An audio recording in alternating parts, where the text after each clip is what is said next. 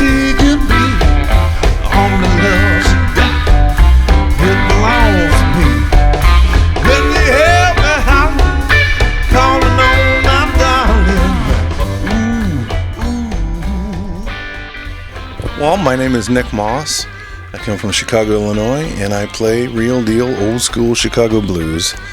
And you can find me on the Alligator Records label these days, putting out quality blues music around the world.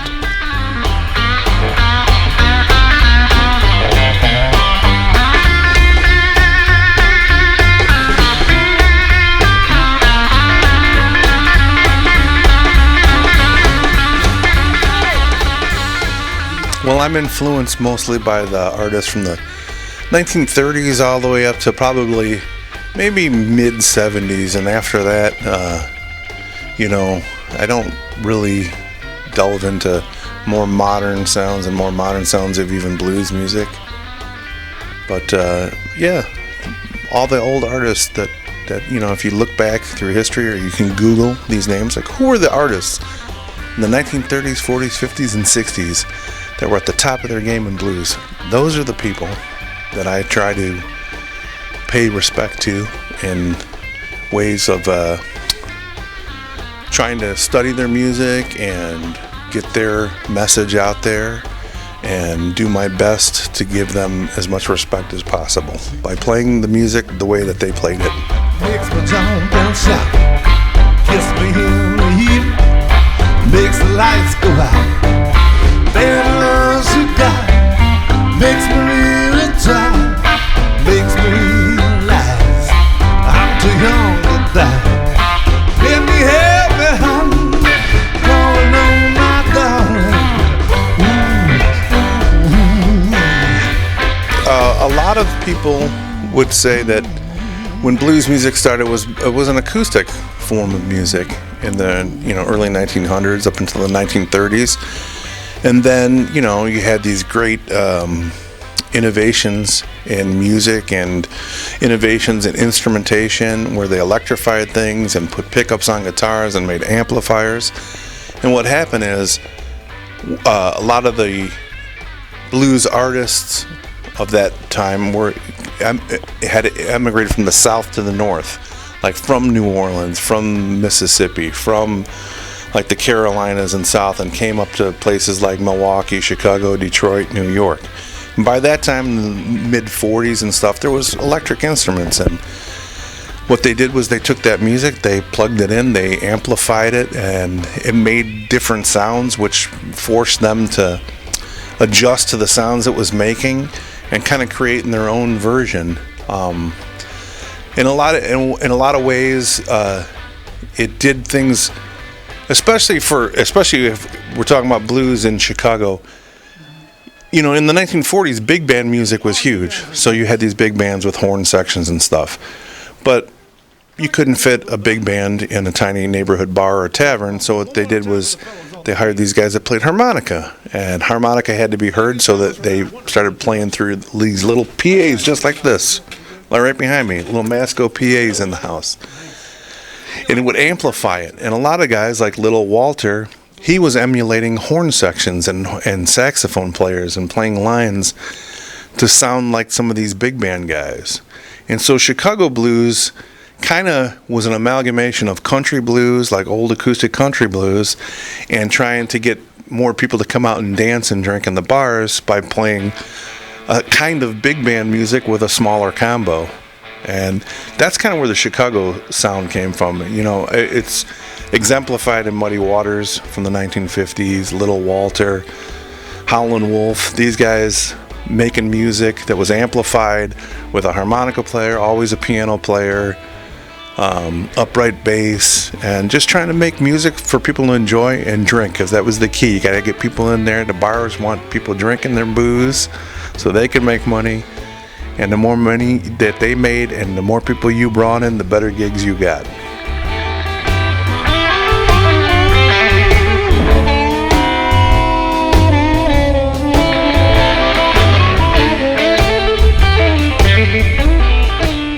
So between my mom and dad's record collection, we had the most amazing record collection growing up. My brother and I have an older brother, Joe, Some of you guys might know who Joe is. He's a great musician himself, Joe Moss. And we would just kind of raid our parents' record players and, their collection. And then, a few years go by and you start hearing, the popular music on the radio, and mom and dad's music just sounds like old music. Until we started getting into playing music, which came one year after Santa Claus dropped off some guitars under the Christmas tree. And my brother, who's kind of was like a prodigy, he was the first one. Mine ended up in pieces under the bed. But my brother got to it like really quick. And so then he started buying these magazines, like Cream magazine. The first time, like Guitar World or Guitar Player magazine was pretty new then. And he's reading these stories about Jimmy Page and Jeff Beck, and they're talking about all these obscure black blues artists. And it occurs to my brother, hey, mom's got some of these records down in her collection. So he started digging through them again and pulling them out again. Oh, we used to listen to this when we were kids. I remember these records. And he started going through them, and we shared a room together, so I had no choice but to listen. And also, when he was out of the house, I was also sneaking his guitar from under the bed, trying to figure out what he was learning. So it kind of just grew from there, and started getting a deeper appreciation for people like Led Zeppelin and ZZ Top and The Who and Jeff Beck and all these guys that were talking about the guys that were from our part of the world, that were actually from our city. Willie Dixon, Muddy Waters, Otis Rush. Oh, well, wait, these guys are from Chicago. We're from Chicago. Mom's got these records. We started listening to them and figuring out. And, I said earlier that a lot of stuff that we do, goes from the 1930s, kind of mid-70s. But that's the style I play. But what got me into it was a lot of the, 60s, 70s British and American rock groups. And I remember the first time seeing Stevie Ray Vaughan. My brother came home one day at school. He goes, hey man, I got this David Bowie record, and there's this dude playing guitar from Texas. You gotta hear this guy. His name is Stevie Ray Vaughan or something. And we put on that David Bowie record. I think it was the Les Dance record. And it's like, here's this Texas blues guitar playing Albert King riffs over a David Bowie tune. We're like, what the hell? And the next thing you know, he put out a record. We didn't know that he had left David Bowie's band early, and 6 months later had his own record come out. And he was playing in Chicago, and we got tickets to go see him play, and just kind of blew our minds. And my brother was like, oh, that's an Albert King. Oh, that's a T-Bone Walker. He knew what Stevie was playing. Yeah, so we went back home again, dug out those records again, and sure enough, yeah, it's kind of like it's a puzzle. You hear things and you try to put it together and figure it out. And that's kind of what it was for, at least for me, and I know a lot of musicians it's that way too. Well, I felt so bad when they carried my bed away.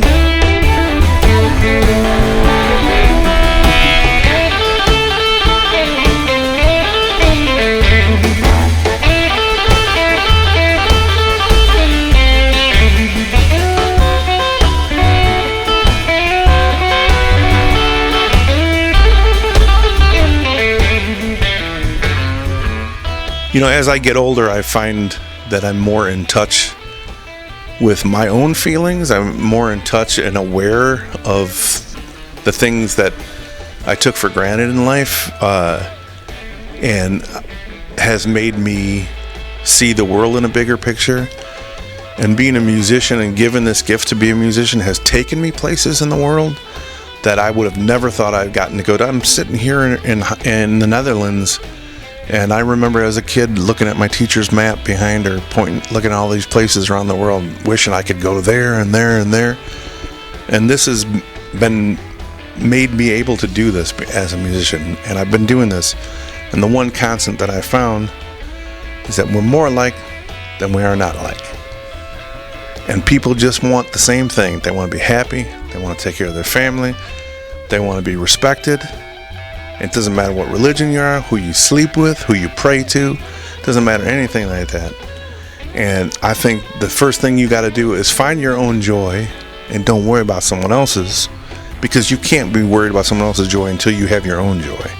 And then once you have your own joy, try to make other people happy. I love looking out in the audience. I love seeing people smiling. I love seeing them tapping their feet. I love seeing them dance, get up and dance. It's one of the greatest things that I've actually learned to enjoy even more, because I'm more aware that what I do for a brief moment makes someone else who may be having a bad day forget about their bad day.